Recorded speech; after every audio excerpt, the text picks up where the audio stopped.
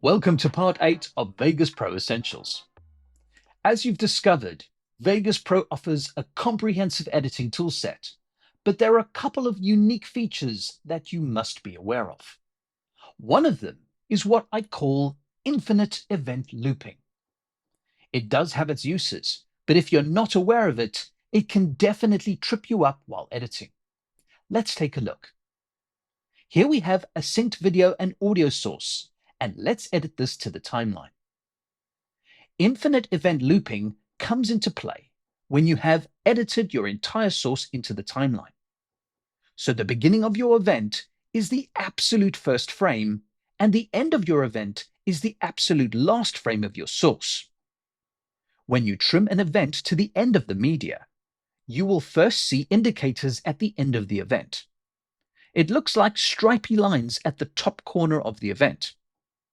When you drag beyond the actual length of the media, the event will keep getting longer, and the media loops or repeats itself. The point at which the media loops in the event is indicated by these small inverted triangles. If you don't want this to happen, trim the event up to the indicators to prevent the event looping. It's also worth pointing out that the infinite event loop can occur on either side of the event when you trim the start or end of the media. This functionality has pros and cons. The benefit is that it affects all events, and if you want to loop something like an animated background, moving graphics, or audio, it's so easy just to drag out the event. The downside is that if you are not careful, you can create unwanted jump cuts. So if you're crossfading events and you don't have enough media, this could cause a jump in the sound or picture. Always ensure your media is long enough, or trim the event down to avoid any issue. As long as you're aware of this, you shouldn't get caught out. Now, there is one alternative to event looping, and this is the ability to hold the last frame. Right-click on the event and choose Switches. Choose to hold the last frame.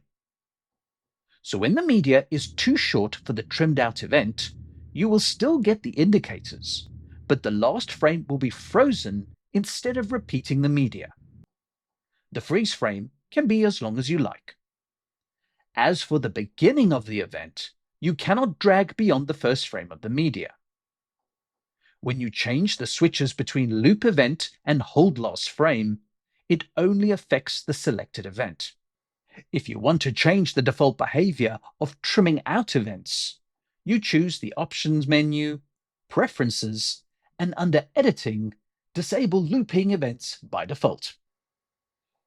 As mentioned earlier, infinite event looping does have its advantages, but it does work differently to other NLEs you may have tried. Now that you know what's happening, you won't be surprised again. In the next video, we're moving on to crossfades and transitions. See you soon.